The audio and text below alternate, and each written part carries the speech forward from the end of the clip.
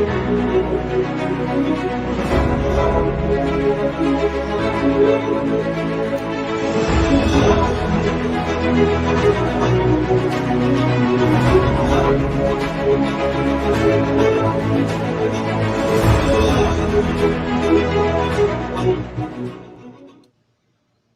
everybody. Good evening. Good afternoon. Merry Christmas. Merry Christmas to everybody.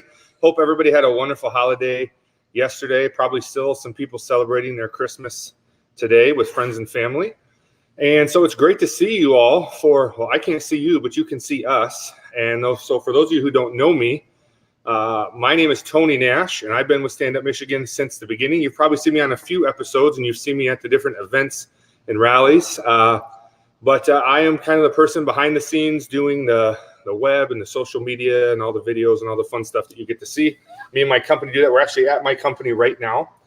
And, of course, I have a podcast called the No Easy Way Out podcast, and some of you have seen that, our famous interview with Carl the Barber, and that was fun. But you're probably more familiar with the guy sitting next to me. I don't know about that. I think so. He's one of our board members, and we've been friends for a long time. That's why you see two extra large guys on sharing an extra small camera. So here we are. We're trying to keep some social distancing just because we don't like each other that much. But no, we've been friends for a long time. And Pastor Jason is the senior pastor at Emmanuel Baptist Church, and he's one of our board members. So I'll let him introduce himself. Yeah, hi, I'm Pastor Jason Georges. I sometimes pop up at Stand Up Michigan events, and I'm the senior pastor at Emmanuel Baptist Church in Corunna, Michigan, which kind of in this whole crazy year that we've had, Owasso, Corunna has been like a little bit of the epicenter. If Newaygo has turned into like headquarters, Owasso, Corunna has been like the epicenter. We have Carl the Barber here. And of course, the church that I pastor, Emmanuel Baptist Church in Corunna, Michigan, has been a church that's just kind of continued on. And so we never we stayed open, never shut down as we got a handle on what we felt the virus and what we needed to do with our church community. We really were standing on the principles of religious liberty and personal liberty, people's choices. And so we continued on with church. We did have a number of weeks, about 6 weeks of drive-in church. And that was really not because of the governor, but because to get people's confidence. You remember back in March, no one knew what to believe. And we were running all over the place and people were nervous and scared. And so we did drive-in church for about 6 weeks, had a great resurrection Easter Sunday, had hundreds. I mean, just the parking lot, 500, 600 people packed. And then moved back into the building. And we've been back in the building since April. All our regular services and singing without mask. And our principle has been the government can't stand between you and your God on how you want to worship God. And so we've been offering choices. Even right now, we still have in person, which the majority of our church family is utilizing, a lot of new people, a lot of new friends. And then we also do drive-in still, some folks that need to utilize that. And then of course our online stuff. But I've been a part of Stand Up Michigan from almost the very beginning. I don't think I was involved with Michiganders Against Excessive Quarantine like on day one. Other than we went to the Gridlock. We went to Gridlock. Yeah, we went to Gridlock. We heard about that through MAEQ. But that was like our first thing. Now, I know there's like some bragging rights, like about, I was like day one, under 500 people. Or I was like day two, I was with Garrett and those guys like day. That's an exclusive club. Yeah, that's not us. But we got on early. And well, we were sitting at home. Well, both of us were sitting at our homes. And a friend of ours here in town, Gordon Pennington, actually contacted Pastor Jason and us, and me both, contacted both of us, and asked us to come to the Z Hall. He had a group of people from Newaygo and from Kalamazoo that wanted to talk to us about what we could do to help fight back against the governor. And so both of us at first were kind of like, I don't know these guys. And then we ended up meeting up at the Z Hall, and we walked into a room. Actually, no, you listen. You got out of the invite. Now, this is our good friend Gordon, and we've known him for over 10, 12 years. And so we've gotten a lot of invites to different things. Right. And usually it turns out good, but sometimes, we just weren't sure. We weren't sure. So I ended up, I think I was bored that day. I was like, okay, we got to do something. Everything's shut down. I'm going to go show up. And I think there was a promise of a free meal. Well, yeah, that's what happened. I'm sitting at home, and he's there, and he actually said, he texting me. He's like, hey, you're not coming? I'm like, I don't think so. And he said, well, Chef Jeff Gulick is cooking. Now, he's a chef in our area. He's a phenomenal chef. And of course, restaurants are shut down. So when I heard Chef Jeff is making a meal, I'm like, well, I'll go for the meal. Yeah, I'll go hear anything. So that's why I showed up. And then so we show up at the Z Hall, and little did we know what we were getting ourselves into. That's when we met the crew. We met Ron that day, and Laura and Nikki, and we met Kevin and Garrett, and a few other people. Dave Scarlin was there that day. Chef Jeff, of course, Gordon Pennington. So we were in this room, and we just started talking about what we could do from that room to kind of help get our state back on the right track and help push back against some of these unconstitutional laws that were being put out there. And so it was really just kind of a get to know each other and a brainstorming. And we actually weren't 100% sure after that meeting. We both kind of talked. We had some time together, and then they invited us to another one the following Saturday. And we got invited to like 2 or 3 more meetings before we really determined whether we could be of help. We knew we believed in what they were doing 100%. We were 100% on board with that, but we just weren't sure what can we do. In the meantime, I was trying to figure out how to keep my business going, and Pastor Jason is in the midst of our church kind of exploding with growth because we were one of the only churches in the region that were open. And so we're trying to maintain the things that are important here as well, but be a help to our state. And then it was, I think, over lunch in Newaygo at the River Stop, where I think we just determined, all right, there's some things that need to be helped with. And so we're going to jump in and help however we can. And that's when we decided my company started to help with getting the presence of Stand Up Michigan online and helping them find ways to communicate. Even back then, back in the very early stages, we were super concerned. One of our major concerns was Facebook's going to shut us down. We know Facebook isn't going to leave this thing up for very long. And so my recommendation was we need to get our own website so that we have a place to communicate with our people if Facebook decides to pull us down. And that's when we launched standupmichigan.com. And that's when, shortly thereafter, our original group, Michiganders Against Excessive Quarantine, which was almost 400,000 members, I think, gone. No notification, no reason why, no explanation, just gone. And even to this day, and sending several emails and questions to Facebook about why I have never gotten a good reason. Of course, there was one thing that they said we went against community standards and that we were spreading or promoting the spread of infectious disease because we were doing a live broadcast at Carl the Barber's, and Carl had about 50 people. It seems like Carl the Barber was, when it came to the social media side, like the straw that broke the camel's back. That was like when it finally kind of started unraveling. Of course, we're getting together, and there's this organic tidal wave of 50,000 people, 100,000 people, hundreds of thousands of people that are engaged. And quite frankly, we're all engaged because we were upset. And we didn't have a place it didn't seem like there was the politicians, it didn't seem like public community leaders were really willing to go out there and say, wait a second, we just need to stop and think about what we're doing here. Yeah. It was like, how quick can we slam the emergency brake of this whole nation? And so the social media popped up, but instantly it becomes a tidal wave, a tsunami that no one could put their hands around. And then we began to realize if we don't exist outside of that platform, then the whole movement is at jeopardy. The whole cause is at jeopardy. Right. So that's really becomes the idea of Stand Up Michigan. Yeah. And so we, of course, we had our own private conversations about, if this is something we want to attach ourselves to and why. We both are influential in our communities. And then particularly in the independent Baptist community in Michigan, Pastor Jason is quite influential. And we wanted to make sure that if we were going to endorse something or we were going to get behind something, we wanted to know what it stood for. And we wanted to know what its principles were. We want to know who was behind it. And I will tell you right now that, it's easier to say this for Pastor Jason. I know for me, I definitely wouldn't, but Pastor Jason is the type of person that would never align himself with something that wasn't 100% above board or had every reason to believe that this was the right mission, and the people behind it. And there's a video that was put out back in August. It was Ron Armstrong standing on the Capitol steps talking about what things Michigan should vote for. And it was phenomenal. And you think, how can you disagree with those things? And you can go look that video up there. I can try to put the link in the comments later on. But we just knew the people that were behind it were good people and that we could align ourselves with them. And we got on board. And it was decided probably, in July that you would join the board? Was that June? Yeah, I think, even back then we were kind of all in. Oh, for sure. Or we determined that we were going to be all in.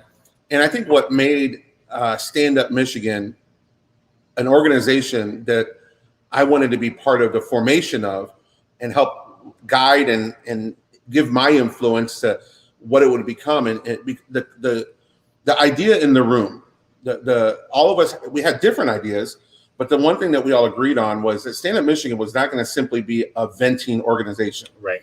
That we were going to have these guiding core values that we were going to follow, that was going to actually lead to positive change. Yep. And the change that we were looking for was not only governmental change, right, which we are part of. I mean, Repeal 1945 was getting involved and seeing the wheels of our government try to work, and it's still not working. I mean, we're not happy that it's not been fully ratified yet as well. I mean, we're pushing on that. Yep. But not only to get involved politically, and not only to have a place for people to vent, but more importantly, to create an organization that had at its core the idea to help people. Yeah. And so we came up with these core values of care, inform, and activate. And that's what sold me. That's what got me. I said, I can be a part of that. I mean, if we need to develop an organization or a platform where we can just vent and complain, there's a million of those. Right. And listen, some of that's good. I mean, we got to be able to inform one another and say, but to be a part of something that was going to attempt to have positive change, and that we were going to care for people, not just. And sometimes caring for people is saying, hey, stop complaining, and now we got to get on doing something, and we got to activate, and then, right, and to inform them, give them good information, because they weren't getting from the media. Well, and that's the challenge right now, because there's so much bad information out there. And I will tell you, as somebody that does a ton of research, and as somebody that has surrounded themselves with a lot of people that are informed, it is really difficult right now to know what is good information. And I will tell you that Stand Up Michigan, when they put information out, it is carefully vetted and thought through. We're not jumping on every conspiracy theory bandwagon or throwing out every news story that seems like it fits our narrative. We're trying to really vet these things and make sure it's good information for the people, because it's hard to find a source of good news information. Every one of the news outlets, the major ones, Fox, CNN, and MSNBC, all of them are biased, and they're giving a lot of misinformation. And so Stand Up Michigan has really, really determined to try to be a source of good, reliable information and data. And if there's ever been a time where we've misspoke, we've always made it a point to correct that, because we are human. Oh, yeah. But that was something that was very important as well. And then the last one is activate. Yeah. Care, inform, and then activate people. And that was part of the whole organizational side. And now imagine people that didn't even know each other. Like, we were like 3 or 4 meetings, acquaintance meetings together, a couple of van rides from Owasso to Newaygo, or Newaygo back this way. 2 hours. A couple of dinners. And that was the depth of our relationships. And we were building relationships on the fly and trying to build an organization that was already in the heat of the battle, that in a battlefield that was changing by the minute. Well, and a lot of people think that the Stand Up Michigan is this organization that's been around for a long time, or has a lot of people behind it, or a lot of money behind it. And let me just tell you, literally, this whole thing was formed with about 6 or 7 people sitting around a table and some food, a couple of meetings. And we put a lot of hours and time in to try to get it there. We designed a logo and some branding. We put out some social media pages. We built a website. We did a lot of things to maybe make the organization look like it was established, but that was intentional so that people would feel comfortable to come on board. But this thing really was founded out of just some patriots that said, we need to help these folks. We need to help these people. Right. And there were a lot of challenges at the beginning. I'll let Pastor Jason talk about some of those that we came across. Yeah, well, and then the last thing, talking about the founding, let me just say one thing is the reason why I wanted to be involved and felt comfortable being involved and lending my name and reputation to the organization and whatnot was there was a deep sense amongst our leadership to be responsible. Mm-hmm. That we had a grand responsibility, that if God was going to give us influence, that if God was going to give us a platform, that we had to be responsible with it. And part of that responsibility was, number one, not to be self-interested. Right. And that was a common theme in all those early meetings. Absolutely. We're not building a platform for us. And so even, we talk about some recent things with Garrett and some of his decisions that, leaving the executive board and whatnot, because that was from that same premise. Like, hey, I may possibly go do this thing. And we've said from the very beginning, no self-interest. Right. And so I'm going to get myself out of that loop so that I can pursue these things. And so we were going to be responsible with that. We were also realized that with the platform, with great power came great responsibility. Spider-Man quote. Spider-Man quote. My daughters and I just. It's actually a Bible verse, but or a Bible principle. It's a principle. Yeah. No, too much is given, much is required. Right. Yeah, we ought to be more spiritual than we are Marvel. And but the idea was, here we had this platform that we had to use responsibly, and man, to make sure that the information we were sharing was vetted, and not only that it was vetted, and we weren't always right on this. We had to be careful. Remember, the very beginning was the call to action. Yeah. Call to action, and then we realized, wait a second, when we have a call to action, we're swinging a big hammer. Right. There was going to be a lot of people. They were going to call. They were going to respond to it. We were going to activate them, and then we realized we got to be really careful with these call to actions. And as soon as, and I can tell you from like an insider perspective here, as soon as those call to actions began to really work hard, the amount of interest of people wanting to direct Stand Up Michigan from the outside grew exponentially. Yeah. Because they realized if we can get if Stand Up Michigan says this call to action, then it's going to produce this result. And we found ourselves not only having to determine what were the right things and having a vision and a course of action, but then sometimes we had to say no to good things. We weren't against them. So we couldn't do it. We just couldn't do them all. We didn't have the manpower. Or that we couldn't do it.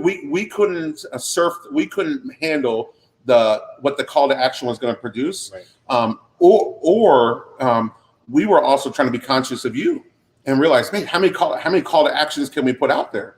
It's like with church people, like you can only ask them to do so many things. You have to give them a break. Right. And we realized we were very much, and this was another thing, and especially from the pastoral side, as we got into the summer, so I think we're going to talk about challenges here in a second, is that after April and May, there was a real fatigue that was growing on people. Yes. And we saw that in our organization internally. I mean, we had our volunteers, we had our moderators, we had our our people that were leading. We're talking about less than 30 people with mods and everything. I mean, the people doing the day-to-day organizational part was probably less than 10 people, definitely less than 10 people. And then the mods, there was about 20 mods that were helping kind of organize and coordinate the groups and the pages. And they were even trying to do shifts. These are all volunteers trying to just make sure this thing kept going. So it was a lot of fatigue setting in. So then with that fatigue, then we realized we needed more organization. And that's really where we get to the idea of an executive board, an executive director, and all those kind of personalities that we had coming in over the summer, because we realized we're going to have to hire some people. Right. Well, and this thing was getting big. I mean, we decided to have a Freedom Fest. Yeah. In June. Was it June or May? In Newaygo. It was early on. We decided just in Newaygo, small little town, that we're going to invite people to come and just celebrate freedom. It was right after Labor Day, right? Yeah. And, no, Memorial Day. Memorial Day, excuse me. I always get those two mixed up. But yeah, we decided to have a Freedom Fest and just put it out there on Facebook to come to Newaygo, bring your American flags, and we're going to celebrate freedom. And man, we had thousands. I mean, I drove the 2-hour drive thinking, there's going to be a couple hundred people here. Not to be skeptical, but just we hadn't really talked about it. It was only been a couple days that we were promoting it. And we get there, and there were thousands and thousands of people just hungry and desirous for what they could do, what they needed to be. They wanted to feel like they were a part of something moving forward. And I think that was a moment when we realized, like, this thing is so much bigger than even what we realized. I mean, you see people on social media, you see those big numbers, but it's not real till you see thousands of people in front of you looking for answers. And these are just patriots. These were just people that were hurting and excited to be out celebrating freedom. And that's when they started talking about, okay, we need to start organizing this thing even a little bit more. We talked about hiring staff and those different types of things. So by the time we get to July, that Freedom Fest season, what the organization looks like, it's Garrett, He's our main spokesman. He's doing all the lives. I think it was a while before Ron even got on to start doing lives. I mean, Garrett and Kevin were doing the primaries primarily at the beginning, and then Garrett, and then myself was on the executive board, and then Ron Armstrong. And Ron, we all found ourselves. Garrett was under his chiropractic works were under attack, so he had this major dog in the fight. I mean, he's fighting for his livelihood, and he's being vocal. He spearheaded this, but Ron found himself his primary business is doing trade show displays and stuff like that. I mean, that whole industry has yet to start up.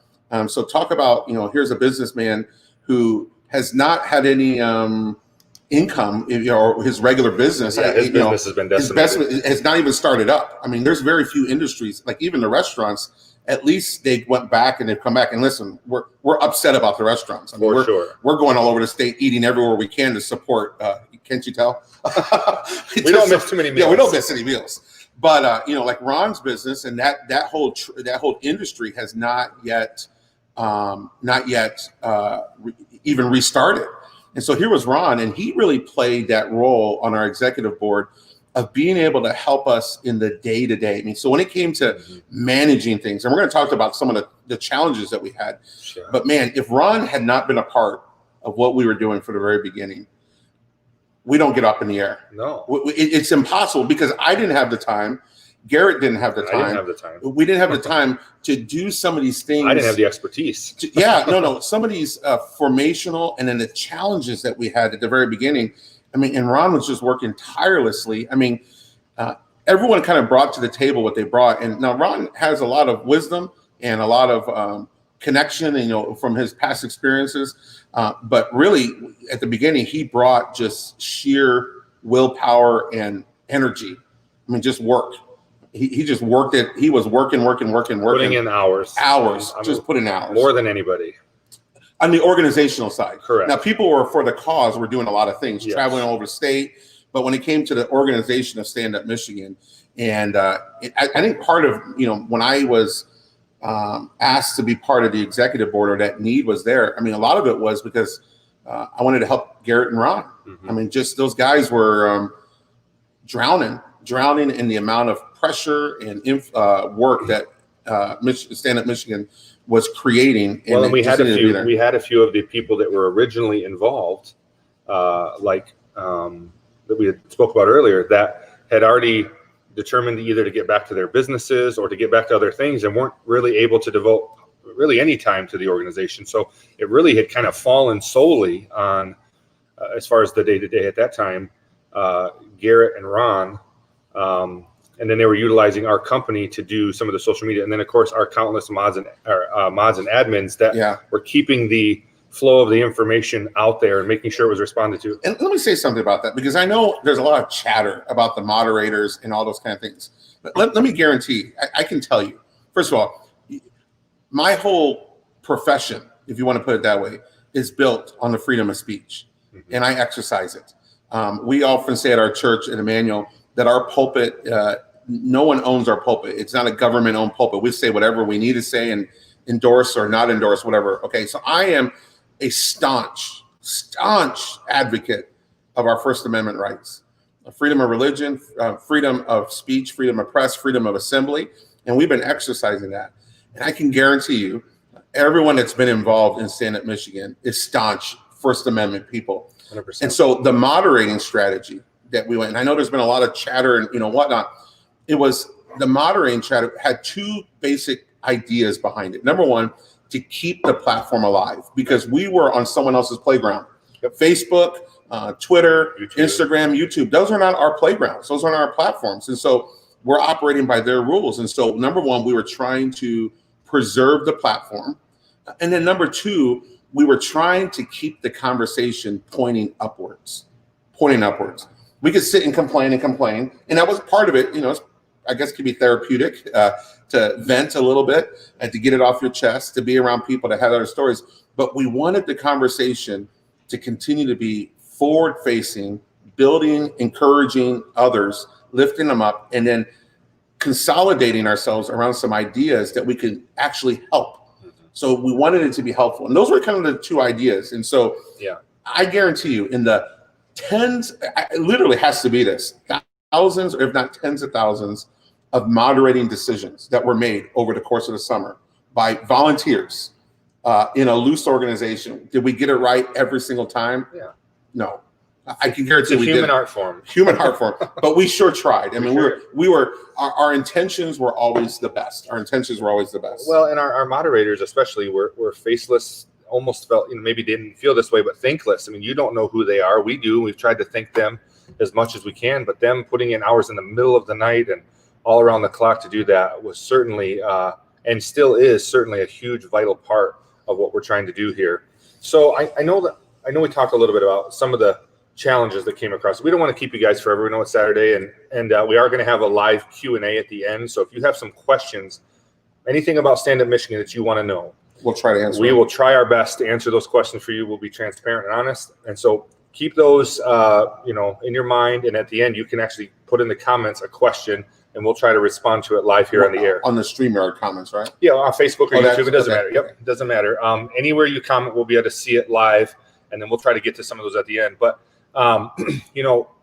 we talked earlier about, I'll let you talk about some of the financial challenges we had, but we're trying to, again, keep everybody together and move them around, knowing that our platforms, as he described, as someone else's playground, could be taken down at any minute, which, as we know, happened multiple times.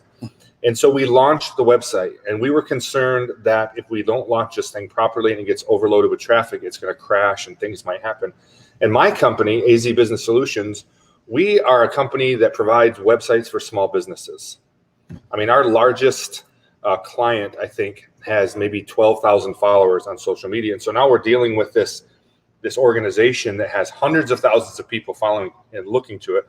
And my concern was that if we build this website and it's not right, we're going to get hit with a lot of traffic and it's going to crash the server. Which we did. Precisely what happened. We actually reached out to an organization in Kentucky that deals in web security and different things, and they kind of helped us get the first website launched, and everything that we feared came to pass. The website had, I think it was like 500,000 hits in the first 24 hours or something like that. It was huge. And the website stopped functioning. It didn't function properly. We had people on there ordering merchandise. We had people asking, do you guys have merch? We want to wear something to show our support for this organization as a creative way to allow people to contribute, but they would get something in return. When we had our Freedom Fest, we had one shirt, a Stand Up Michigan shirt, and we sold out of them. People just wanted those things to identify with something that they believed in. And so we put some merchandise available online. And of course, that was issues. The orders came through improperly, or people got them in the wrong size, or took them forever to get them. Of course, we're dealing with COVID, trying to get printers to fulfill these orders. And it just kind of was, it was kind of a mess at the beginning. It was hard. And so me and my team were working around the clock to figure out how can we get these issues resolved. And it took us several weeks and lots of emails and lots of responses to you and lots of returns and lots of communication. And hopefully we reached all of you. We tried our very best to get out to everyone and get them either compensated for what they didn't get or get the right merchandise out. And that was just one element. And we finally got the website. Yeah, so we flipped the switch on Stand Up Michigan. We turn it on. And what does that mean? We have a website.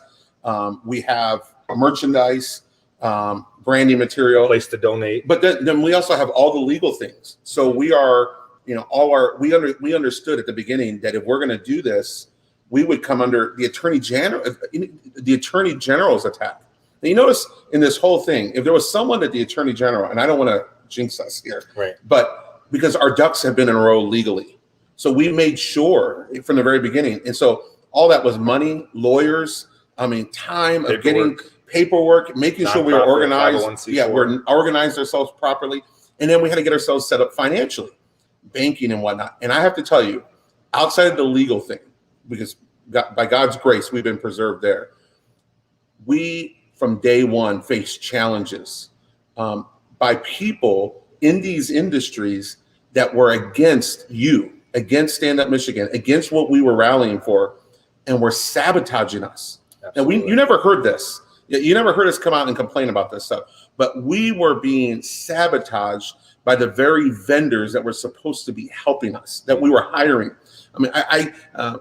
Some of this data I can't give out in this forum, but some of our financial things, I mean, we had banks, and not the actual bank, but personalities in the bank that didn't like what Stand Up Michigan was about and were gumming up the works, like making it impossible for us to do business. Freezing bank accounts, freezing funds, for months on end, putting them in limbo, thousands of dollars, putting them in limbo. And this is, I talked earlier about all the behind the scenes, like with Ron. This is what Ron was dealing with. Like, and if Ron wouldn't have been there, Ron put up his own money to fulfill a lot of those orders. You guys paid money to the website. The bank held that money from us for months. Literally seized it. Some of it still. And you guys still needed to get your merchandise. And Ron Armstrong put up his own money to make sure that everybody got what they needed. And that's important. That was an important Listen, part.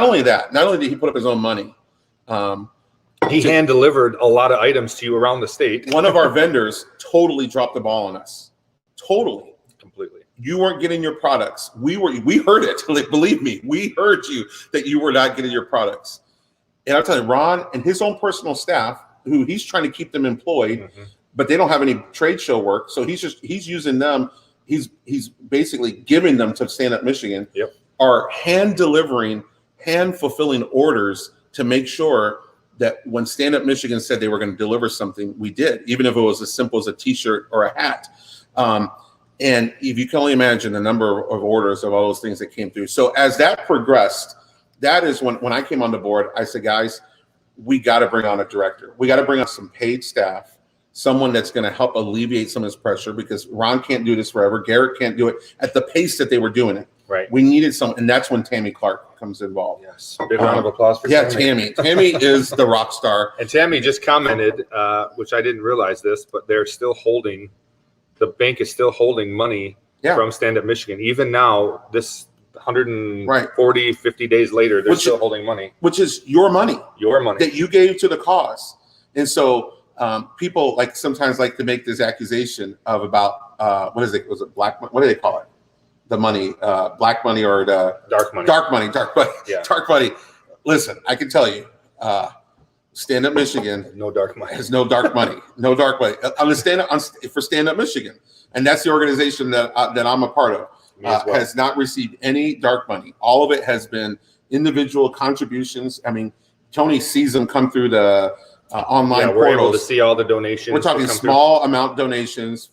$500 is a big one. I think, the max has been, we've had a couple, maybe 500, but most of them are 25, 10, 15, 100, 50. I mean, there's smaller donations from you just trying to help keep the organization. And then merchandise. Appreciate it. And then merchandise. And people say, well, where is that going? Why does Stand Up Michigan need money? I'll tell you exactly where that money goes. It goes, number one, when we hired a director, and Tammy Clark has done a great job. She's been a huge asset to our organization in the state of Michigan, and has put in beyond volunteer hours. We don't pay her enough. She's worth way more. We are with her credentials and what she does in the industry that she's in, she might as well be volunteering, but she's graciously come on board with her full heart. And then our marketing. Now, a lot of people, this is part of what's given Stand Up Michigan a lot of influence, is because we look bigger than what we are. Sure. We look sharper than what we are. We look more professional than what we are. We look organized. Now, we are those things, but I'm saying is, like, when we think of ourselves in the background, we're like, I don't know, we're nobodies. Right. Like we're nobodies, but yet this has turned into something powerful. And so that's where that money goes. And so we have, it comes in at about a rate that kind of keeps those things going. And so I can attest to you, no one is profiting from Stand Up Michigan. No one is getting rich from Stand Up Michigan. This is not a money-making scheme at all. If anything, people have invested for the cause of liberty through this. And I can, as far as the knowledge of everything I have, and I can speak to my observation, but I give you my commitment that's what it is. There is not the financial integrity of this organization is good, it's strong, and it's on par. And the money is being spent for the cause of liberty in the state of Michigan. That's where it gets redirected towards, and that's what brought Tammy Clark involved. Well, let me just say something on that. There's been a lot of speculation out there, even recently, about Stand Up Michigan and this and that and what they are and where everything came from. And let me just tell you, in my experience with Stand Up Michigan, which has been almost since the very beginning, Mm-hmm. I have never seen one thing that wasn't above board.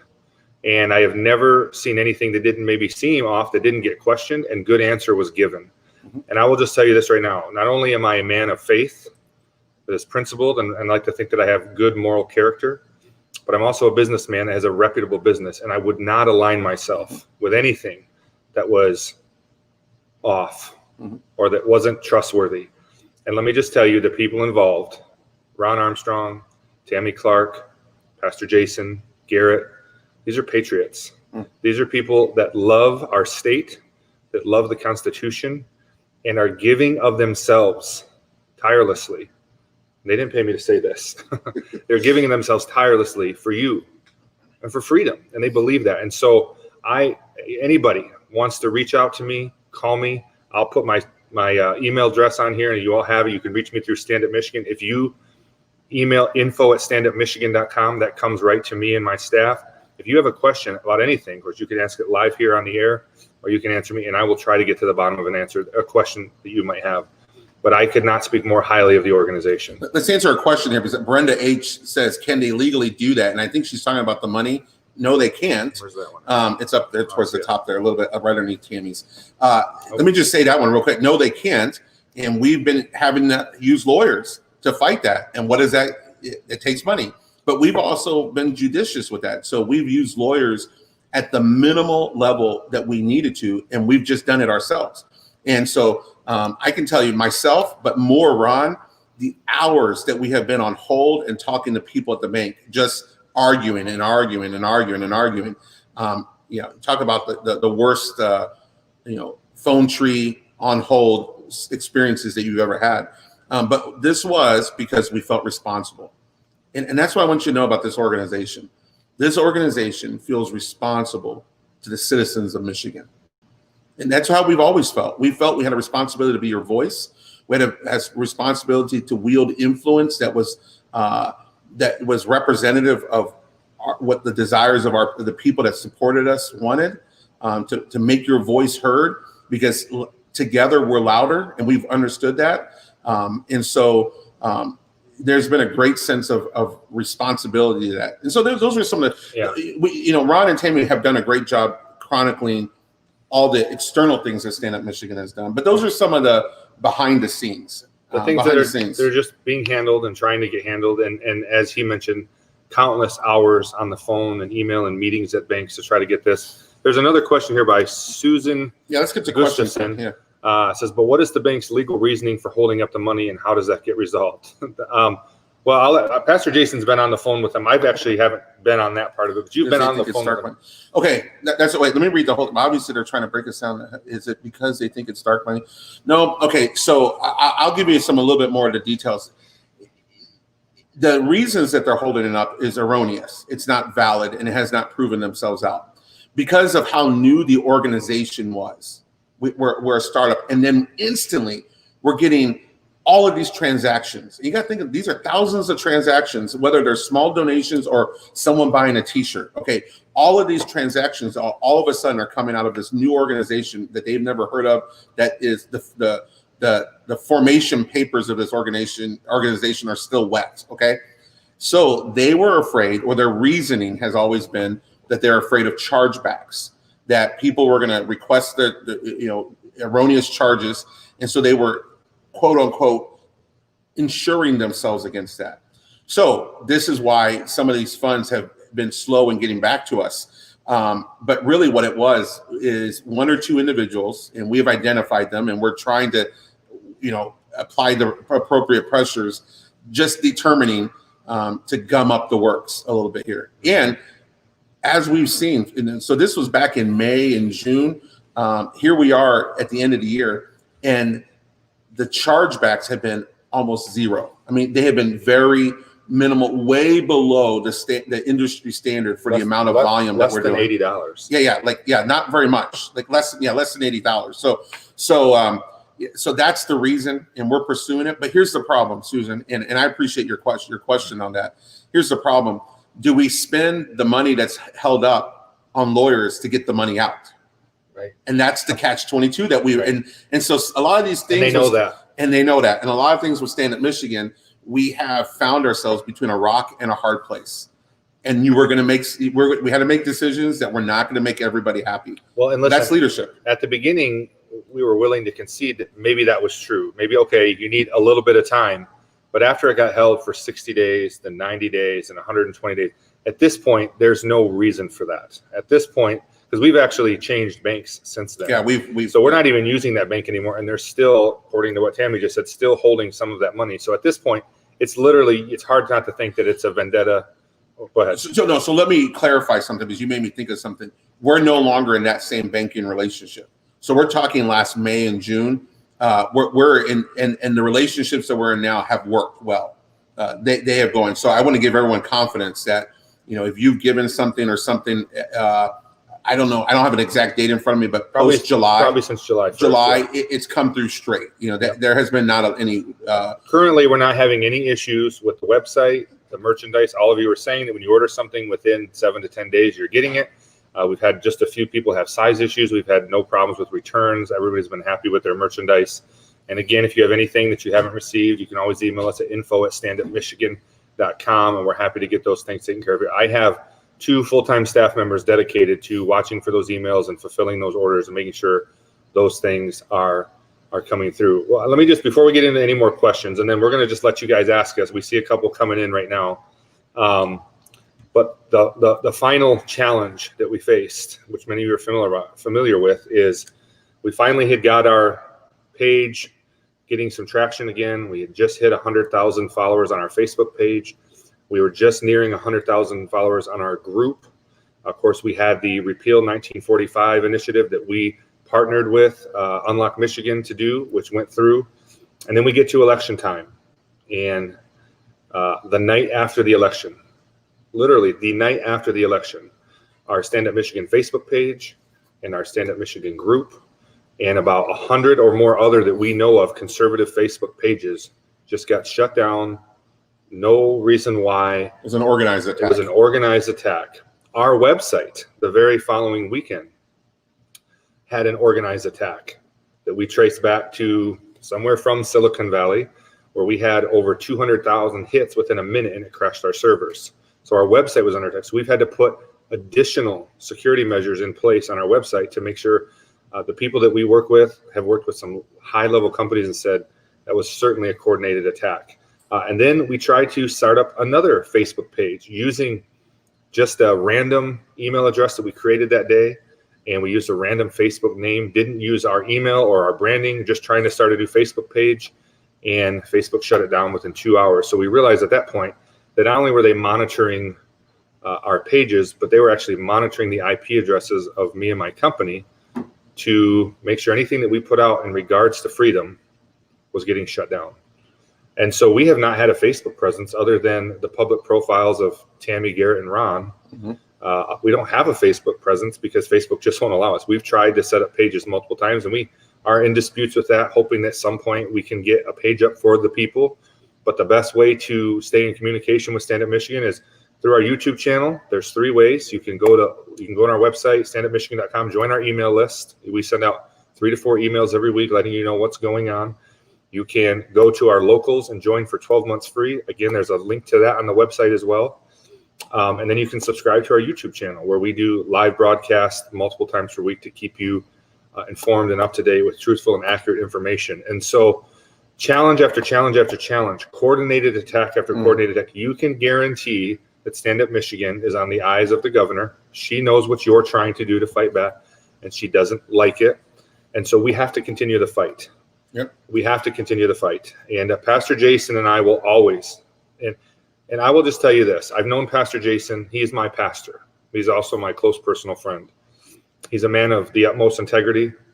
You can speak to hundreds and hundreds of thousands of people in Shiawassee County that would call him pastor and ask them their thoughts of him. But I can promise you that if there's ever a reason to doubt Stand Up Michigan, those will be the days that if those questions aren't answered, Pastor Jason and I will distance ourselves from the organization. But that has never happened. Mm-hmm. And I know that I know of his character, and I know that's true. So again, that's something that I hope and see that you can trust. And you have anything you want to add to that? No. I mean, we're people of integrity, and we ask the hard questions, and these hard things get handled behind the scenes, and we're asking those questions and pushing, and all of us. No one in the organization does not want to not have integrity. Right. So, well, let's get to some questions here, and if you have the questions, Tammy asked that we please explain that donations are not going to be held up. Yes, donations that you're putting through right now are not being held up. Anything that you're donating is going directly through. We're actually using PayPal, which is very secure, and it's going through. So we're not having any issues there. So any donations you're putting through now, really since the beginning of July, we've had no issues with. That's including merchandise. So let's see what we got here. You see a question on there you want to? Did I miss? Let's see what this says here. Did I miss something? How can a bank hang on to monies that don't belong to them? You can go back and watch in the broadcast, and we've kind of covered how that. It's basically procedural. It's there's some of the user agreement rules that they're throwing at us that are not that they're just extending to the fullest capability of their ability to block us, and so we've been using legal things as well to try to get it back. Oh, that's not the one. Jeannie M says, "Do you know how the impeachment process is going?" I personally do not. Yeah, I'm not. I haven't been personally involved with that. I mean, I'd love to see it happen. I think all of us state of Michigan would love to see that happen. There's I'm not very familiar personally with the process on how that happens, but I'm sure it's going to require legislative action, and I'm really hoping that this new legislature that's going to be convened in the new year is going to show some more backbone in some areas than we haven't seen from our previous ones. Yeah. We don't personally know about that. Terry Esseline just commented her Facebook was completely deleted October 24th. I want to thank each and every one of you for all you continue to do for We the People. Terry, keep up the fight. I mean, those of you that have had Facebook censorship, I mean, if that doesn't make you see that something is real here, that they're coming after it, hopefully that will motivate you to keep fighting. The censorship is so real. Yeah. The Facebook has almost become. But here's the problem, and because I know people are saying, well, what about Parler and what about MeWe and what about local? Okay, we are utilizing those other platforms, and many of our personalities are. But can I be honest with you? And I'm going to speak this as a pastor. We are addicted to Facebook. It has been designed to grab your attention. And so the reason is you've noticed all conservative leaders across the state. We got to go here. We got to go here. And we all go, but you don't go with us. Right. So we go start a MeWe. We go start a Parler. We go start locals. And the numbers in comparison to Facebook are minuscule. Right. And so we keep coming back this way. We keep coming back. Why? Because it's really you that determines where we're going to end up. If everyone would show up at locals, or everyone would show up at MeWe, or if everyone would show up at Parler, I guarantee you all the personalities would go there. Right. All the people that are wanting to have an audience and a platform, we would go there. And so that's the number one reason. Now we've been trying, and this is why you have to have a media company involved here. Because imagine trying to manage all those social media platforms by yourself. So we have to have a company that helps us take our one message, so Ron and Tammy or this video, for instance, and make sure it gets distributed to all those platforms, because those platforms won't get used unless we're putting content there. And so I do want to encourage you to go to locals. That's the one that we fully own ourselves. There's no, and you can be we have complete control over locals. Right. And you can be part of essentially a group of, what's the word I'm looking for? Like-minded people that you're not having to go around and look for us. There is actually a Stand Up Michigan, almost like group. And a lot of you have said, I don't want to pay $3 a month. Well, number one, we've given you 12 months for free. We don't set the price on that. That's locals builds that in, but we've given you 12 months for free. And if you think Facebook is free, I'll say this again. Facebook is one of the most expensive things you own, because they own over 5,000 points of data on you. They know who you are. They know where you like to eat. They know where you go to church. They know where you like to shop. They know who they assume you vote for. All of that stuff. And the second you say something that Mark Zuckerberg doesn't like, they shut you down. Right. So it's not free. Here's a question, I think, for Pastor Jay from Lynette Legends. What do you say to church leaders or elders who say we Christians shouldn't pick a side shouldn't have a voice in government, shouldn't focus on Jesus and vote independent because neither side represents true Christianity. This frustrates us to no end. Yeah, well, that's a good church question. No, that's a great church question. First of all throughout the scriptures, you see men of God or religious figures being involved in politics. Daniel was involved in politics. Joseph was involved in politics. And John the Baptist got his head cut off because he meddled in politics. I mean, he spoke against the king, and it was on a moral issue. He said what the king was doing was not right morally, and the king put him in jail and beheaded him. Okay, so the Bible, I don't think there's a good precedent for us not to be involved in politics. I think we have a biblical responsibility to be involved in politics, and more so in the United States, because our political system is we the people. So we are the higher authority. So when Romans says, in Romans chapter 13, Paul says to obey them to have the rule over you. Well, who has to rule over us? Well, God, number one. So we always obey God first. We obey God over all men. And so if man's laws transgress God's law, I'd rather obey God than man. That we have to obey God. That's our number one stand. But then secondly, here in the United States, we the people are the highest authority. Right. We don't have a king and we don't have a queen.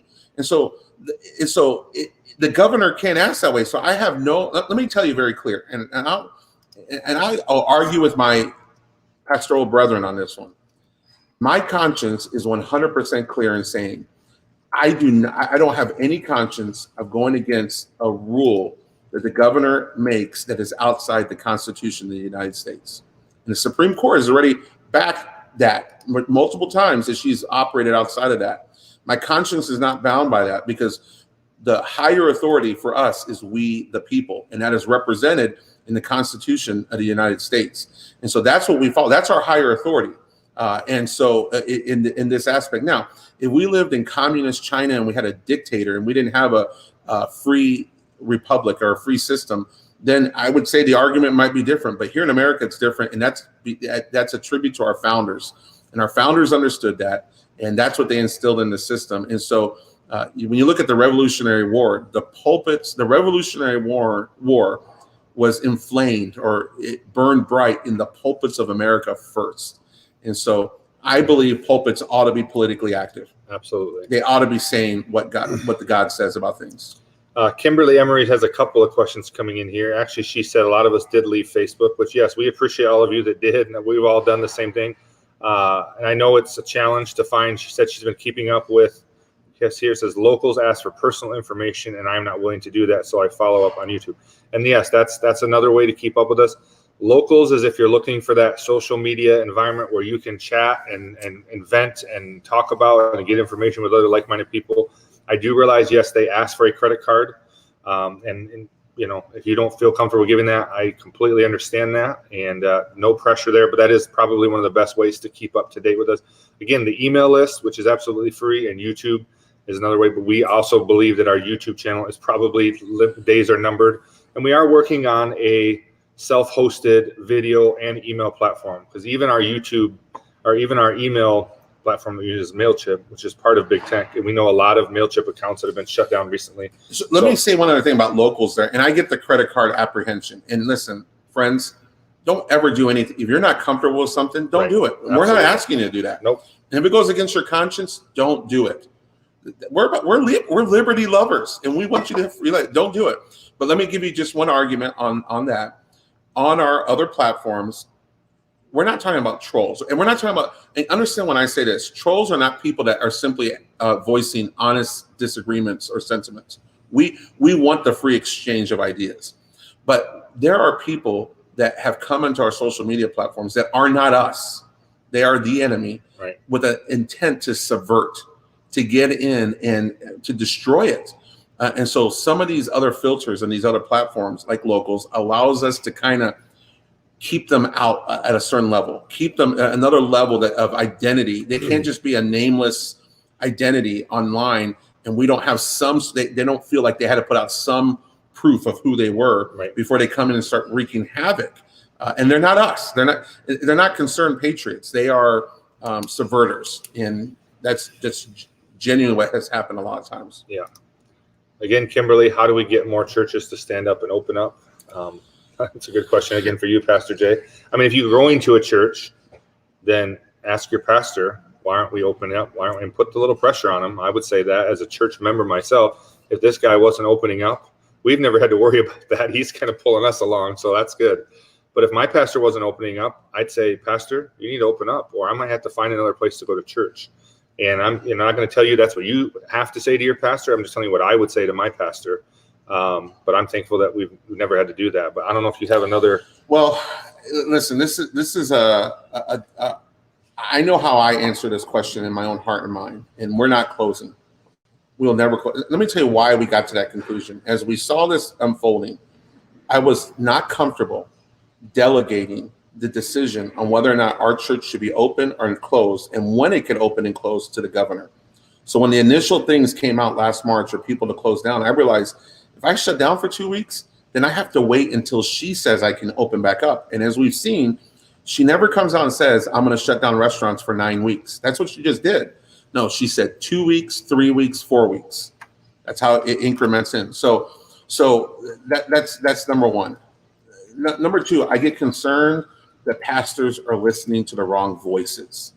If you listen to the media and if you listen to what non-believers put an expectation upon you, then it gets you scared.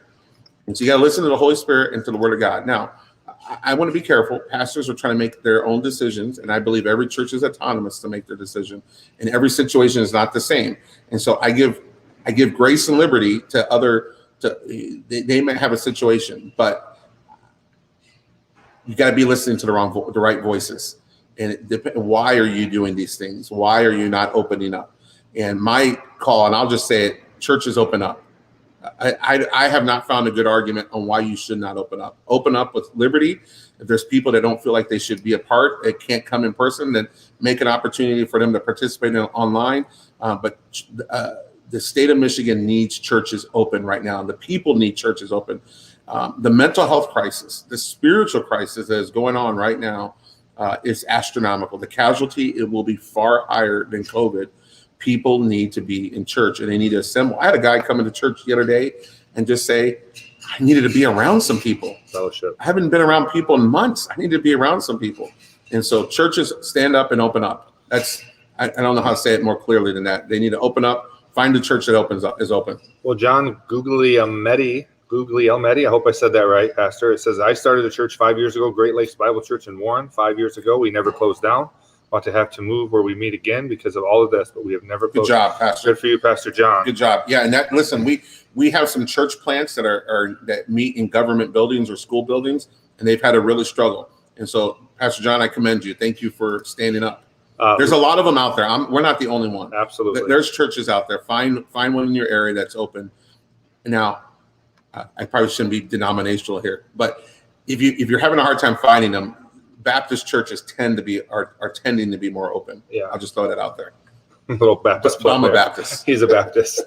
Lynn Shant said she bought a prepaid card to use on locals to sign up. So that's a great idea, yeah. Lynn. If you want to go to Walmart or Walgreens and buy a prepaid Visa card so you don't have to give your personal information, that's an option for you.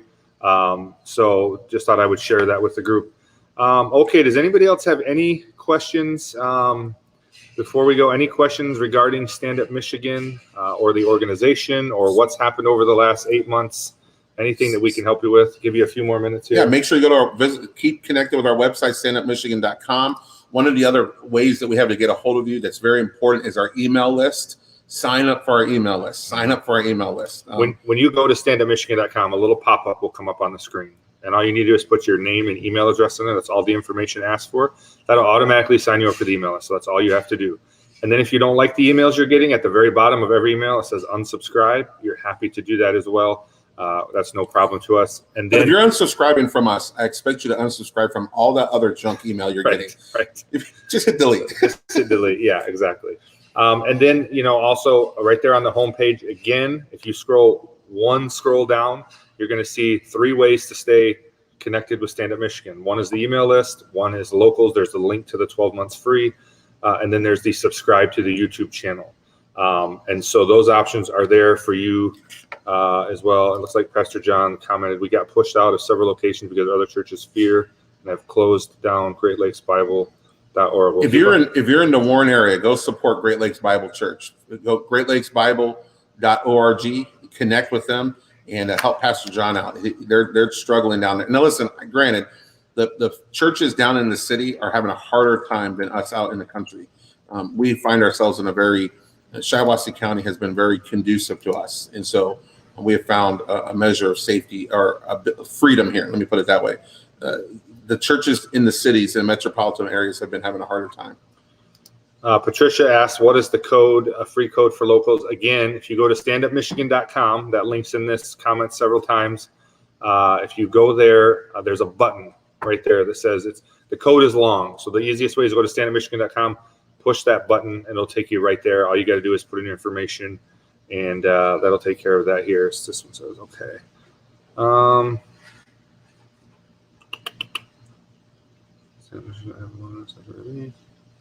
Let's see. All right.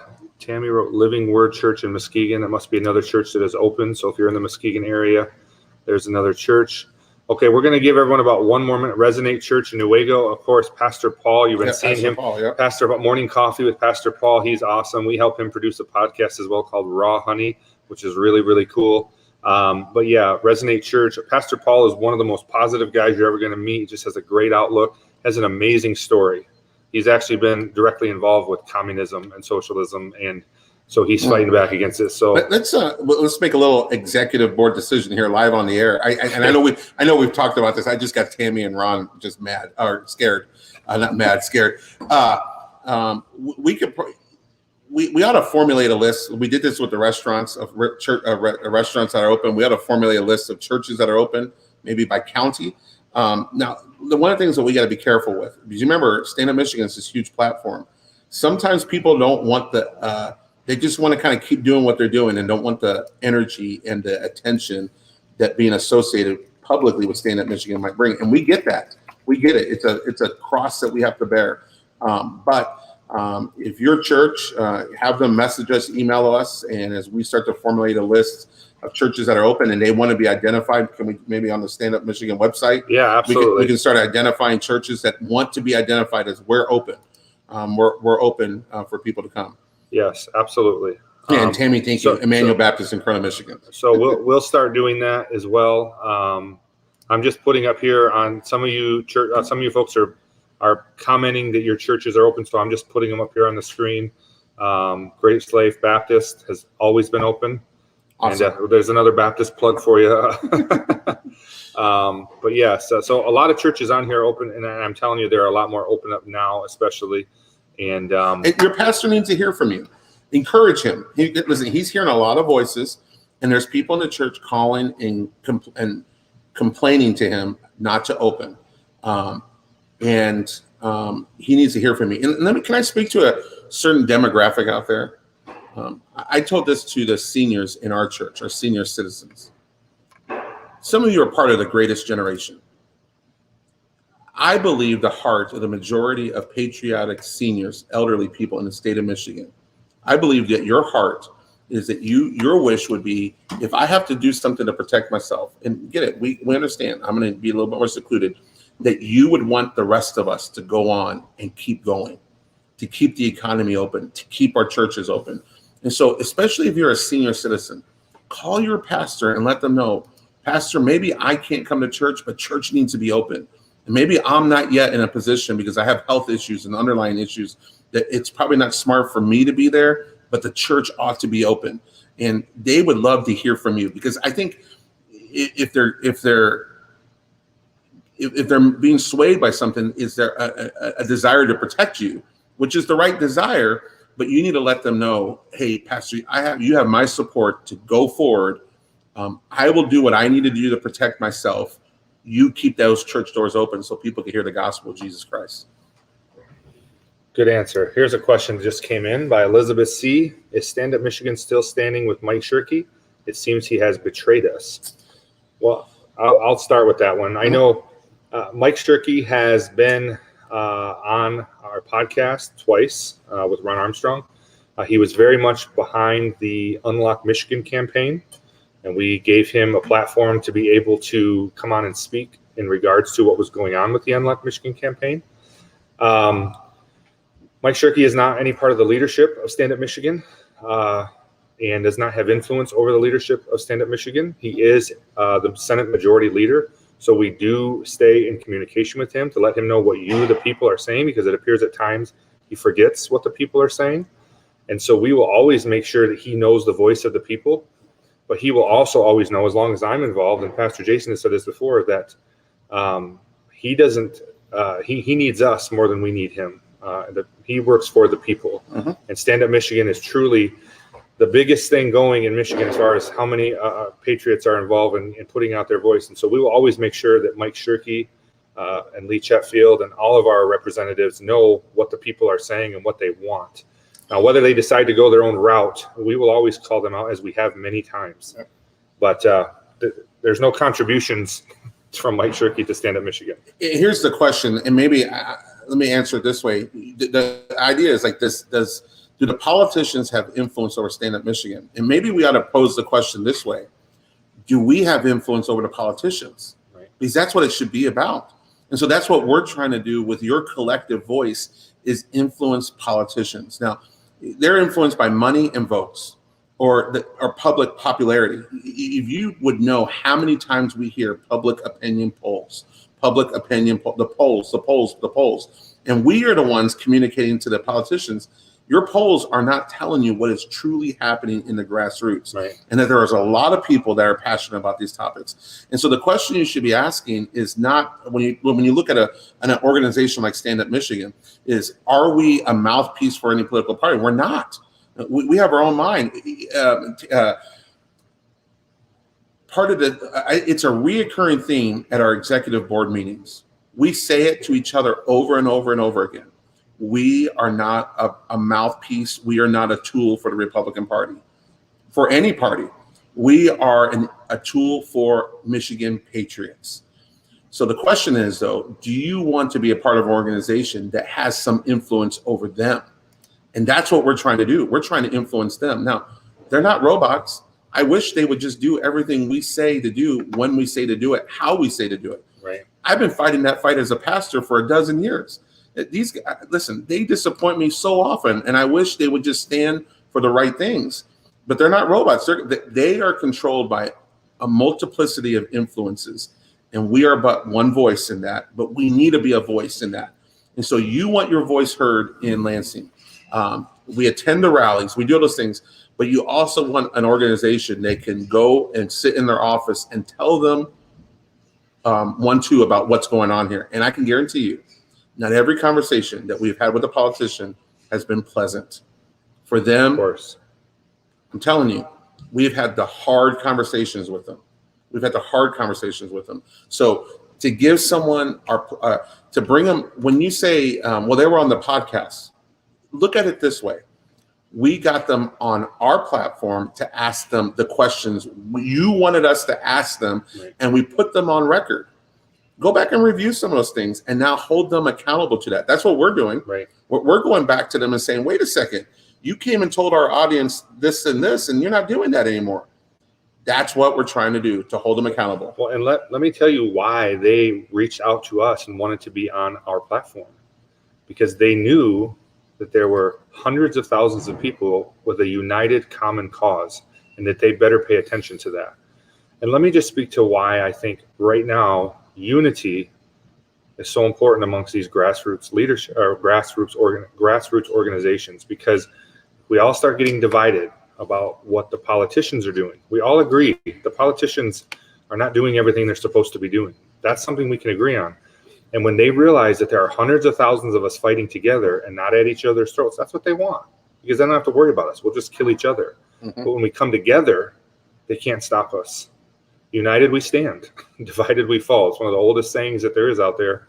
And so listen, folks, Stand Up Michigan is a transparent organization. We're doing a live Q&A. We'll always do that. We're always available for any questions you have. But all of these other organizations out there, let's not focus on the few things that may divide us. Let's focus on the things that we're united about, and that is life, liberty, and the pursuit of happiness, the Constitution. Let's unite on those things.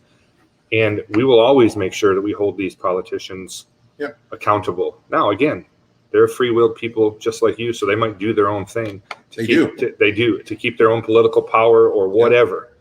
but we're going to always hold them accountable for that. You need to have a voice, and we want to be that voice to you. You need a voice that they really hear.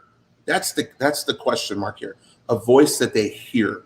And so we have tried to have Stand Up Michigan be a voice that they hear, that we can communicate with them very directly and very honestly. And in that, talking about the integrity of Stand Up Michigan, one of our core values is the care.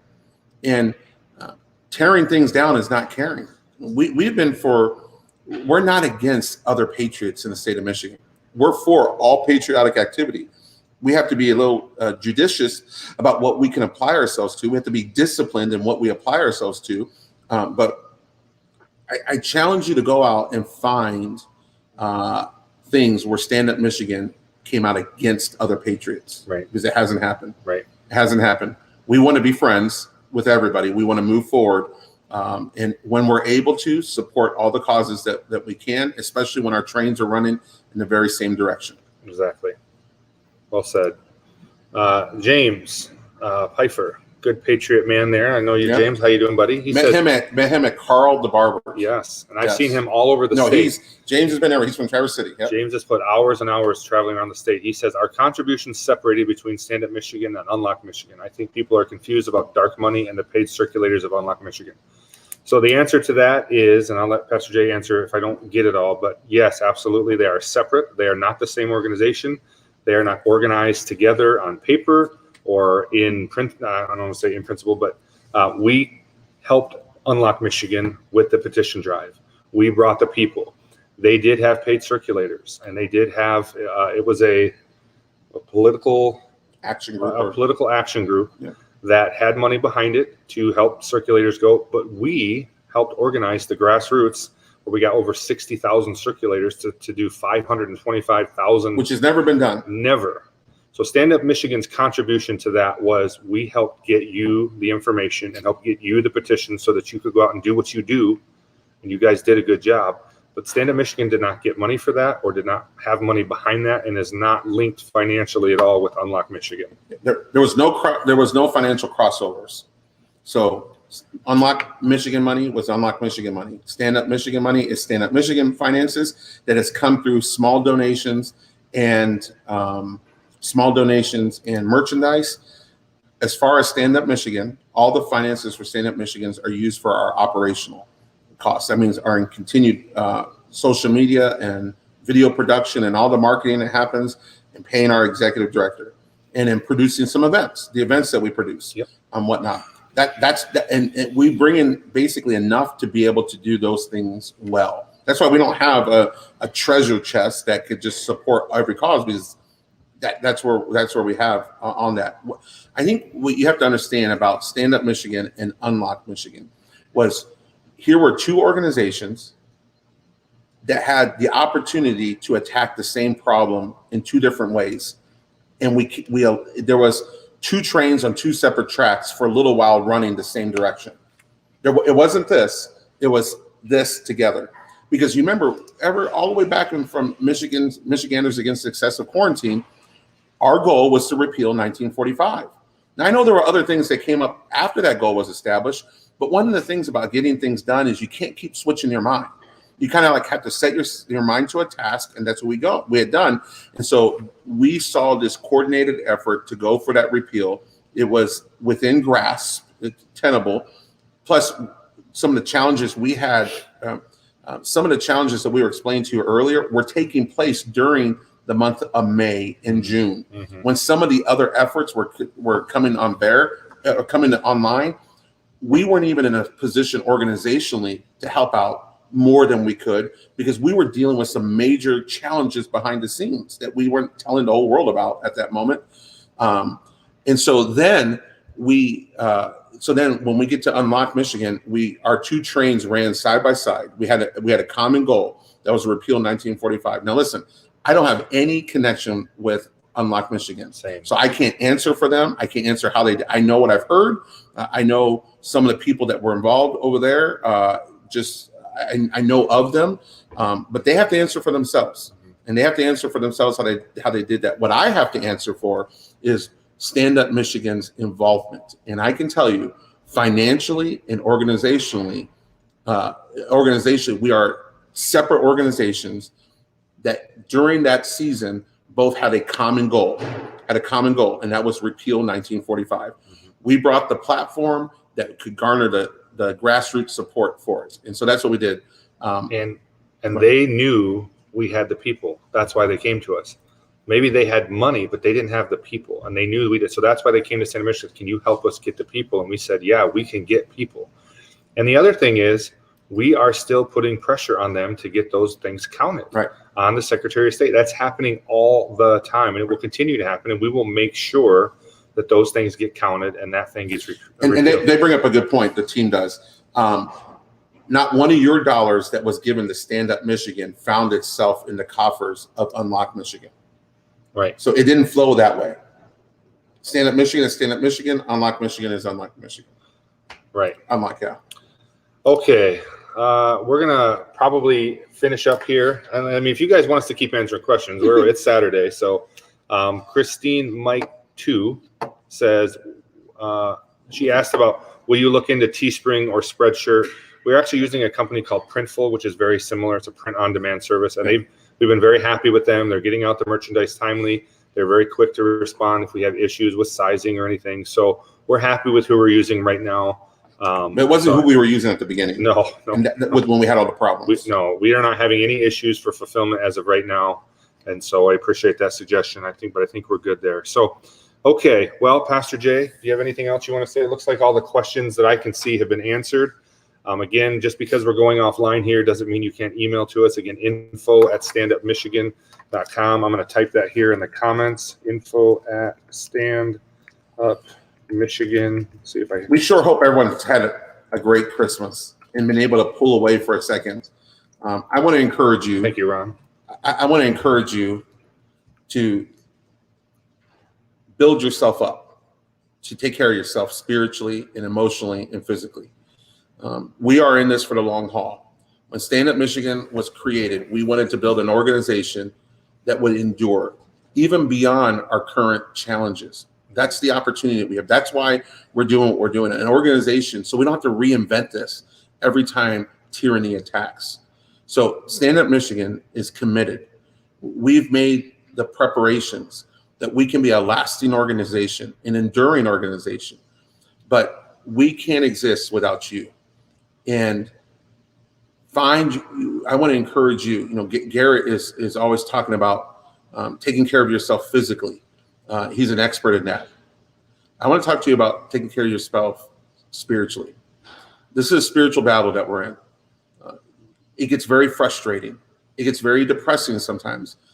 You get on social media and you get very angry. And beloved, there's an idea of having righteous anger, but don't be angry all the time. Mm-hmm. Find the joy of the Lord. See, the joy of the Lord is our strength. The joy of the Lord is our strength. And it doesn't come from being angry all the time. We ought to be angry about the things that we ought to be angry about. But the governor is not responsible for my joy. Right. And she doesn't get authority over my joy. She can't lock down my joy. So I can have joy and hope in the Lord. Mm-hmm. And so I want you to find that. Find it in the Word of God. Get in the Bible. Start reading the Bible. Grow spiritually in your life. Strengthen yourself so that you can be a patriot that can be in the fight. Because if you burn out, if you spiritually extinguish yourself, if you get exhausted, then you can't be in the fight anymore. And so I want to encourage you to take care of yourself. Pastor Paul has been doing his morning coffee. Tony's going to be helping me put together in the new year. We're going to be doing a podcast or hopefully a daily podcast on the idea of hope and hope for today, and to give you a hopeful message every single day. But have hope. Jesus Christ is King. He is King over the governor. He is King over all of these things. And so that's where our hope comes from. And you have your hope in the Lord, have your joy in the Lord. Remember, Christmas time, Jesus was born to die for our sins. Find your rest and peace in him. And then you'll find your enduring strength to be able to see this all the way through. Amen. You got to drop the mic on that one. I can't say anything better. That was great. Well, thank you all for tuning in. And you guys kept us on here for an hour and 20 minutes. So sorry. at least 150 of you were online the whole time. So I didn't think we were that interesting, but we appreciate all the questions. And we'll do this again soon. And like Pastor Jay said, we're going to do our own podcast here to be kind of an encouragement to Michiganders. But keep up the fight. Remember, God has not given us the spirit of fear, but of power and of love and of a sound mind. I tell you, going online sometimes and reading everything, it's maddening. Watching the news and listening to the rhetoric that just doesn't make any logical sense. So if you're a logical person, sometimes to hear all this stuff that's being said is maddening. The Bible says that God doesn't give you the spirit of fear. He gives you the power of a sound mind. And so that comes from Scripture, that daily diet of feeding that mind good things. Be involved in your church, and keep up the fight, Michigan. We're in it with you, and we love you guys. And I guess we'll see you next time. And let us know if you want us to do this some more. Yeah. We don't think ourselves very interesting, and so we wouldn't want to plague you with that. But if this is helpful to you, we'll try to do this more. Let us know if this has been helpful to you, and we'll make ourselves available to be able to do that. Yes. All right. Well, do we have a sign off? We didn't have an official sign off. We're not that creative. So goodbye, my fellow Michiganders, and goodbye, my fellow Americans. That's what Garrett always says. So we'll steal his. All right, guys. Thank you. Have a great day. We'll talk to you again soon. Yep. God bless America.